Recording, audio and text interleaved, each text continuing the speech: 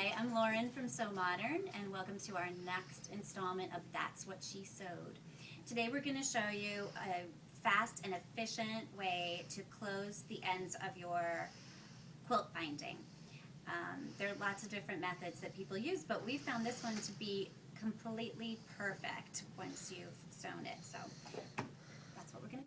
This method of closing your binding will work for any size binding that you use, any width of binding that you choose, because you use a bit of this itself to measure.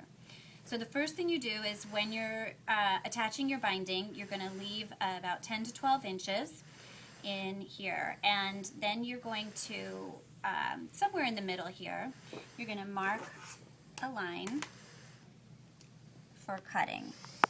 So we're going to mark right there.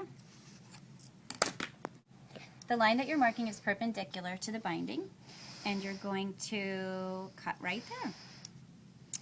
Okay, and then you can take this piece that you just cut off and lay it right here on the edge where you cut. Let's make it nice and straight. Then you take this piece of your binding and you lay it over that, and you're going to mark an inch from this edge of this binding out to here and mark that. So we're going to turn this way. So line it up with the end of this perpendicular piece of binding and mark an inch away from that. Okay? So it's the width of your binding plus an inch. Then you can cut right on that line. Okay? Okay, so once your binding is cut, you're going to take the left side piece and face it up, and then take your right side piece and face it down. Basically the right sides facing each other. This is awkward, so you may have to fold in your quilts a little bit. Lay them on top of each other with the edges meeting. And then you're going to take a ruler and let's mark a line to sew on diagonally across. Okay, so the right sides are facing, your edges are lined up, and we're marking a diagonal line across. So, hold on, let me make sure that's perfect. There we go. Okay, so now we have our sewing line. Okay, again, making sure that your edges are lined up. You can place the fabric under your presser foot and start right at the edge. There, you're going to sew right on that line.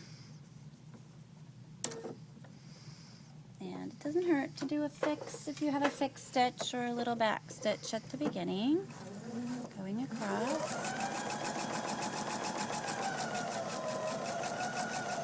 Right on your line. Okay. Okay, so once you've sewn across that, you're going to just trim off the excess. Leave about 1/4 inch seam allowance.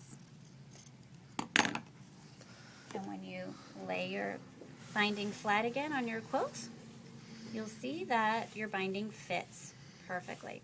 So now we're just going to sew that on. Okay, so we're ready to sew. I'm going to start a little bit above where I started originally to lock in the stitches. And with the raw edges together,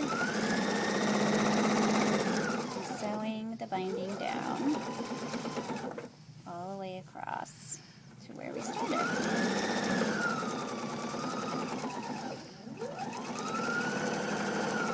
Go over your stitches, a couple, and done.